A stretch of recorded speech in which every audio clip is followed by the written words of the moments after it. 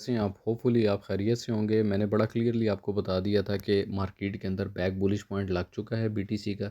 इस टाइम पे देखें तो ट्रायंगल अवेलेबल है और ट्रायंगल जब भी मार्केट के अंदर बैक बुलिश को देखते हुए ब्रेक करेगा तो डेफिनेटली यहाँ पे हमारे पास एक बाय की पोजीशन रहेगी और हम बाय की पोजीशन के ऊपर ही इसको लेकर चलेंगे। अगेन इसने अपना ट्रायंगल दिया, अगेन ट्रायंगल पे भी मैंने यही बताया था कि आप यहाँ पे बुलिश पे बैठेंगे, यहाँ पर किसी किस्म की कोई भी सेल नहीं हो सकती। अब अगर लेवल्स की बात करते हैं तो हमारे पास 25,000 का एक लेवल इस टाइम पे अवेलेबल है। अगर ये 25,000 के भी लेवल को ब्रेक करता है तो देन इसकी फ़ाइनल जो ब्रेक लगेगी वो 32,500 के ऊपर होगी।